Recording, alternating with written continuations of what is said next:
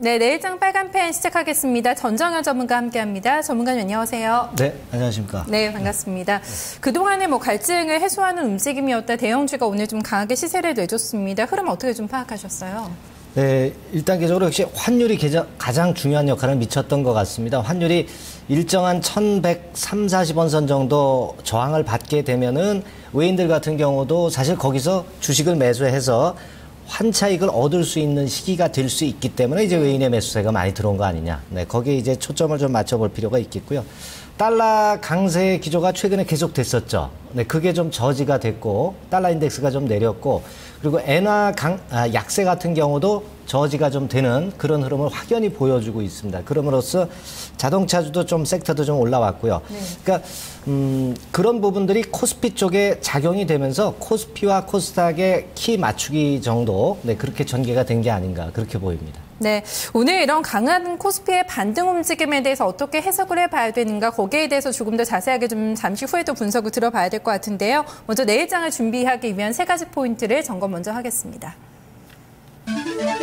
네, 첫 번째는 방금 전에 짚어줬던 환율 문제입니다. 여기에 대해서 좀 점검해 볼 예정이고요. 두 번째는 밸류에이션 위치에 대해서 측정을 하겠습니다. 세 번째는 부동산입니다. 네, 먼저 첫 번째 체크 포인트입니다. 환율, 방금 전에 좀 지적을 해주셨습니다. 외국인들 매수 직접적인 관계가 있기 때문에 환율 움직임 상당히 중요하게 좀 파악을 하고 있거든요. 네, 네, 여기 좀 부연 설명 더 해주실까요? 네, 그렇습니다. 아무래도 환율 측면이 외인들이 주식을 살 수 있는지 여부를 결정해주는 그런 흐름이거든요. 그렇기 때문에 이제 우리가 그 부분을 잘 점검을 해봐야 되는데 먼저 이제 환율이 N달러나 원달러 그리고 원엔 환율이 지금 어떻게 전개되고 있는가 한번 종합 흐름을 한번 보시면은요. 자, 지금 현재 그 차트에 나와 있는 바와 같이 전반적으로 모두가 우호적으로 바뀌었다는 거죠. 네, 위쪽에 이제 N달러 같은 경우 보면 꺾였죠. 초록색 부분, 까만색 부분입니다. 까만색이죠. 원달러는 초록색입니다. 역시 꺾이면서 좀 변화가 오기 시작했고요. 그리고 사실 우리가 원엔 환율 같은 경우가 하향을 안 해서 그게 사실 부담이 됐었는데 요번에 그 파란 선이죠. 네, 고점이 자꾸 낮아지면서 드디어 이제 오른쪽 아래로 꼬리를 내렸습니다. 그래서 전반적인 흐름을 보면 이 환율이 아무래도 외인이 매수할 수 있는 분위기를 만들어줄 수 있는 그런 환경이고 또 우리가 그동안 거래소 쪽에서 어려웠던 수출주의 약간의 숨통을 트일 수 있는 부분으로 좀 움직이는 것 같아서 그것이 좋습니다. 예, 그래서 그 부분이 긍정적으로 보고요. 그리고 사실 우리가 지금 달러가 강세가 되게 되면은 우리 이머징 시장이 좀 약해집니다. 아무래도 달러가 있는 미국이나 유럽 쪽으로 자금이 이동해 가고 그렇죠. 이머징 시장에서 이제 빼가거든요. 네. 그렇기 때문에 이제 달러의 그 강세 여부를 우리가 한번 판단하는 게 좋은데요. 요즘 그 달러 투기적 순매수가 좀 과열이 됐었어요. 그것이 다소 진정이 될 조짐이 좀 있습니다. 지금 현재 차트에 보시는 바와 같이 막대죠. 네, 막대 화살표 있고 빨간 걸로 제가 쳐놨습니다만은 그 부분에 과열 국면이 발생했기 때문에 여기서는 좀 주춤거리는 양상이 당연히 나오지 않겠나 싶습니다. 과거에도 보면은 2010년, 11년, 12년에 제가 그 빨갛게 동그라미를 쳐놨습니다만은 그 부분에서 과열이 발생하고 나서 달러 인덱스의 가격은 떨어졌어요. 네, 달러가 좀 약해졌다. 그 부분을 좀 감안할 필요가 있습니다. 지금도 과열 국면이라고 이제 판단하시는 그렇죠. 거네요. 예, 네. 투기적인 순매수가 단기적으로 피크에 이르러지 않았나 그렇게 네. 판단이 되는 부분이죠. 네, 그렇게 볼 수 있겠고요. 자, 그리고 우리가 지금 달러가 계속 지금 강세로 갈 수 없는 것은 이태리 금리하고 상관관계가 좀 있습니다. 예, 이제 차트 보시면. 달러 강세하고 이제 이태리 금리하고 표를 나타내고 있죠. 위쪽 부분이 이제 네모처럼 부분이 이제 달러 인덱스입니다. 달러 인덱스는 네. 많이 올라갔지만 커브를 슬쩍 내리려고 하고 있지만 지금 이태리 금리 같은 경우가 요번에 그 사이프러스 관계 때문에 크게 올라오질 않고 있죠. 오히려 떨어지고 있어요. 파란색. 예. 이 부분입니다. 그만큼 이태리 금리가 많이 치고 올라온다면은 사실 달러 인덱스 같은 경우도 계속 치고 올라갈 수가 있는데 그렇지 않다는 거죠. 그래서 이태리 금리를 가지고 본다면 달러 강세는 좀 진정이 될 가능성이 있다. 이 부분을 우리가 파악할 수 있겠고요.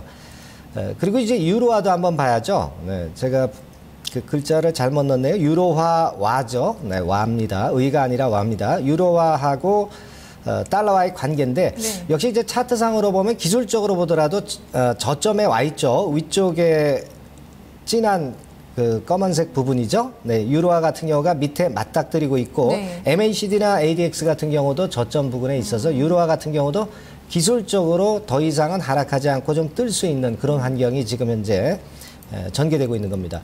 그렇다면 이제 엔화도 좀 봐야죠, 우리가. 네, 엔화 같은 경우도 엔달러 같은 경우도 지금 차트에 보시는 바와 같이 위쪽으로 많이 치고 올라와서 슬쩍 꺾였죠. 네, 꺾인 상태에서 ADX도 아래로 꼬리를 내리는 그런 패턴으로 중기적으로는 조정을 좀 받아야 된다 이거죠. 네. 단기적으로뿐 아니라 중기적으로도 좀 조정을 받을 수 있는 그런 국면이기 때문에 사실 지금 현재 본 바와 같이 이제 달러나 유로나 엔이나 전부 이제 변곡점을 맞이하고 있지 않나 이렇게 볼 수가 있다 이렇게 말씀드릴 수 있습니다. 그리고 제가 서두에 말씀을 드렸지만은 1135원에서 1145원 정도 네. 원달러 환율 구간의 의미가 과연 뭔가? 자, 그림 한번 보시죠. 네, 파란색이 이제 지수입니다. 네, 코스피 지수가 결국 저점에 다다랐을 때 과거에 1135원 내지 1140원 선에서 밑단을 형성을 했죠. 요번에 같은 경우도 이제 그 근처로 원달러 환율이 근접하고 있죠. 그런 상태에서 네. 주가는 내려오다가 약간 먼저 오늘 같은 경우 이제 턴을 했다. 그건 이제 사이프러스 관계 때문에 이제 그렇지 않나 그렇게 보여집니다.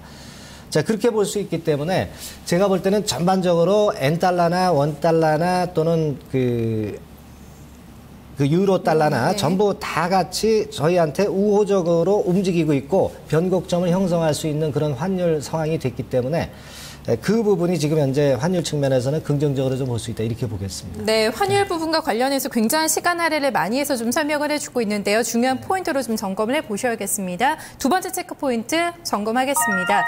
밸류에이션입니다. 계속해서 미국이나 일본 증시에 비해서는 아직도 한참 좀 동떨어져 있거든요. 밸류에이션 그렇죠. 메리트는 있는 구간인 거죠? 그렇습니다. 네. 우리가 되게 쉽게 생각하면 이렇게 생각하시면 됩니다. 우리가 통상적으로 12개월 포워드 퍼 그리고 PBR 이런 수치가 이제 나오지 않습니까? 네. 되게 제가 경험적으로 최근 몇 년간에 봐서는 8.5배 정도 PER 밑으로 내려가면은 연기금이 들어온다든가 바닥을 형성하는 경우가 사실 상당히 많았습니다. 근데 요번에도 역시 예외가 없었고 그대로 전개가 됐어요. 지금 현재 지역별로 한번 밸류에이션을 점검을 해보면 자, 결국 이제 까만 것만 이제 미국입니다. 미국 그 밸류에이션이에요. 미국 같은 경우는 PER 배수가 14배수까지 올라가 있죠. 네, 까만 선입니다. 근데 이제 사실 디커플링이 진행이 되면서 이머징 시장이나 한국 시장이 미국 시장하고 동떨어진 정도가 많이 이제 벌어졌습니다. 그래서 그런 측면에서 반전이 좀 나오지 않았나 싶은데요. 한국 같은 경우는 옅은 회색입니다.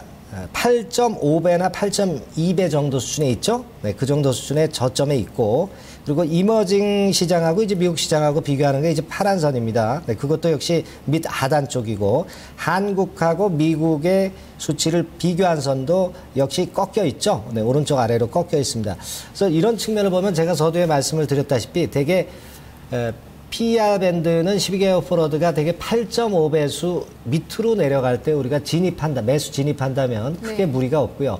이 PBR 같은 경우는 여기 안 나와 있습니다만 PBR도 지금 12개월 포워드 PBR이 한 1.1배 수준입니다. 거의 1배 수준에 근접할 때는 우리가 대형주 같은 경우는 여유 있게 한번 베팅을 좀 해볼 수 있는 구간이 될 수 있을 것이다. 이번에도 역시 다시 한번 증명을 해주지 않았나 이렇게 봅니다. 네, 진입 가능한 포지션이다. 지금 밸류에이션 매력상으로 이렇게 분석을 해주고 있습니다. 세 번째 체크 포인트입니다. 부동산인데요.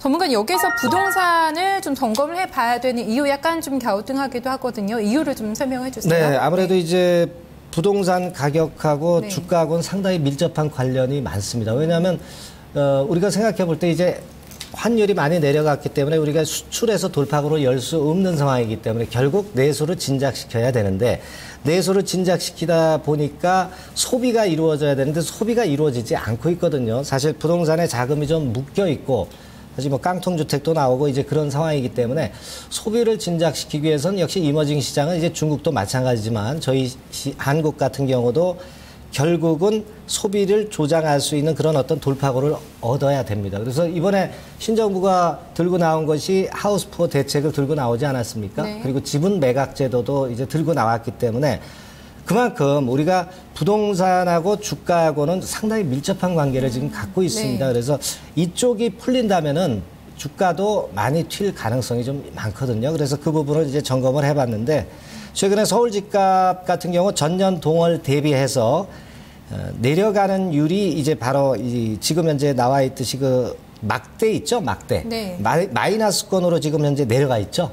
네, 그 정도로 지금 현재 전년 동월 대비해서 상당히 어려운 그런 상황입니다. 거의 바닥이네요. 예, 네네. 그런 상황에서 우리가 이제 국채 금리 같은 경우는 비교 안 할 수가 없죠. 그러니까 부동산이 안 되면 이제 아무래도 은행에다가 집어넣고 금리가 높을 때 이제 집어넣게 되면 이제 채권 가격이 아무래도 올라가게 되고 금리는 네. 상대적으로 이제 떨어지는데 그 금리 같은 경우도 지금 보면은 2.7배 밑으로 떨어질 정도가 됐다는 거죠. 그러니까 이런 상황에서는 집값이라든가 이런 쪽들이 이제 반전을 하지 않을 수가 없다는 얘기고 그리고 이제 그 다음에 보면 아까 제가 말씀을 드렸듯이 하우스포 대책이 이제 핵심은 지분 매각 제도입니다. 지금 현재 표에 나와 있듯이 네. 결국은 이제 그런 거죠. 그 집을 지금 현재 대출 받아서 은행에서 쓰고 있는 소위 이제 깡통 주택이 될 사람들한테 은행 이자보다는 조금은 높게 그래서 이제 정부에서 그거를 이제 지분을 인수를 해준다는 겁니다. 네. 예, 그렇게 해서 돌파구를 찾겠다는 거니까 이런 정도 부분이 이제 되게 지금 현재 물꼬를 트고 되게 아마 3월 말 4월 초에 나올 걸로 그렇게 알려지고 있는데 오늘 뉴스 막판에 나오는 거 보니까 그런 제도권에 대한 것이 곧 아마 나올 것 같습니다. 그래서 오늘 건설주나 네. 은행주 같은 경우가 많이 올랐어요. 같은 네. 맥락에서 좀 올렸다고 이제 봐야 되지 않나 싶고 이 부분들이 이제 개선이 되고 있기 때문에 거래소 지수가 좀 숨통이 트여진 거 아니냐 이렇게 봅니다. 그런 쪽으로 또 해석이 되네요. 네. 부동산 경기를 점검을 해봐야 되는 이유, 정책적인 움직임을 좀 잘 점검을 해봐야 되는 이유에 대해서 좀 설명을 들어봤습니다. 전략을 점검을 해볼게요, 전문가님. 최근 이렇게 시장의 움직임이 나오면서 대형주에 대한 좀 편입 비중을 높여야 될까? 코스닥에서 조정이 나오고 있는 종목들이 이 기회에 좀 잡아봐야 될까? 여러 가지 좀 고민이 있거든요. 어떤 업종을 좀 체크를 하고 계세요? 네, 대형주 같은 경우는 이제 잡으려면 이제 오늘 정도 들어가서 이제 대기하고 있다가 대개 21선 근처까지 이렇게 네. 보는 전략이 제가 볼 때는 좀 적합할 것 같고요. 네. 그리고 제가 볼 때는 지금 현재 장세에서는 이제 실적 시즌이 돌아오고 있기 때문에 아무래도 실적이 꾸준히 상승하는 쪽, 이런 쪽이 유리할 것으로 저는 봅니다. 그중에서 저는 피팅 업종을 한번 선정을 좀 해봤는데요. 사실 1분기는 실적이 약간 떨어집니다. 네, 전년에 워낙 좋았기 때문에 전년 동기 대비해서는 약간 떨어질 것으로 보이지만은 의미가 클 정도의 그런 떨어짐은 아니고 네. 중요한 것은 대개 피팅 업종의 매출액이나 영업이익이나 순이익 같은 경우가 대개 최근 3년간을 보면 승계를 이루면서 올라오고 있다는 점이죠. 저는 그 점에 좀 주목을 했고요. 실적 우려 같은 경우는 이미 지난 봄 이전에 벌써 주가에 많이 반영됐었죠. 그리고 이젠 턴을 해서 올라오는 단계고 대개 이 피팅 업종이 실적이 그 하반기에 주로 많이 발생을 합니다. 예, 그래서 네. 상반기 1분기 정도는 우리가 어느 정도 면접으로 좀 줄 수 있을 정도의 실적 아니냐 그렇게 보여지고 있고요. 제가 보고 있는 거는 이제 저평가 매력이죠. 뭐 다른 쪽보다는 IT나 이런 쪽보다는 이제 그 PER이라든가 PBR이 많이 낮고 그리고 요번에 그 환율이 한번 바뀌면서 조금은 이제 안정구도에 접어들었지 않습니까? 네. 그래서 그 건 때문에 사실 피팅 밸브 업체가 어려웠는데 그 부분이 지금 현재는 강점으로 작용이 될 수 있다. 그렇게 보이고요. 해양 플랜트 시장, 뭐 높은 성장, 셰일가스 뭐 그런 건에 대한 부분은 올해도 역시 기대해 볼 수 있을 것 같습니다. 네, 1분기 약간 좀 부진하더라도 좀 반영이 됐고 그 이후에 좀 모멘텀을 보자는 부분이네요. 여기에서 이제 공략주가 나오나요? 아니면 다른 쪽에서 한번 찾아볼까요? 여기서 한번 찾아보겠습니다. 어떤 종목인가요? 태광이나 성광밴드도 있는데 네. 사실 하이로 코리아보다는 PER이 좀 높아요. PER이 되게 11배, 12배 정도 수준이고 하이로 코리아는 9배 정도 수준입니다. 그리고 점진적인 성장이 이루어지고 있는 것이고요. 아까 말씀드린 대로 이제 동종업종 대비 강점. 네. 요거는 PER 9.9라는 거는 이제 작년 실적 기준이고요. 올해 10개월 포로드를 보면 PER이 9배 정도 수준입니다. 네. 그 점이 역시 포인트고요. 사실 하이로 코리아 같은 경우가 태광이나 성광밴드에 못 미칠 거는 없다고 봅니다. 네, 그런 점에서 하이로 코리아를 선정을 해봤고요. 네. 최근에 움직임 보면은 괜찮아요. 꾸준히 올라오고 있는데 이제 5일선도 돌파를 하고 있거든요. 어느 네네. 정도에서 좀 진입을 해봐야 될까요? 오늘 종가에서 한 100원 빼서요. 네. 네, 21,200원 선 정도 그 정도가 좋겠고요. 목표가는 이전에 고점 있죠. 네, 23,500원 권역 그 정도로 보겠고 손절가는 조금은 길게 24,000원까지 보겠습니다. 단기 대응 좀 잡아오신 것 같아요. 네, 그렇습니다. 알겠습니다. 체크해 보겠습니다. 고맙습니다. 네. 네, 전정현 전문가와 함께 내일장을 준비를 해봤습니다. 코스피의 반등 흐름 이어질 수 있을까? 또 코스닥의 강세도 같이 좀 재현이 될 수 있을까? 내일장의 그 여부를 좀 확인해 봐야 될 것 같은데요. 전략 잘 세워보시기 바라겠습니다. 저는 내일 다시 인사드리겠습니다. 고맙습니다.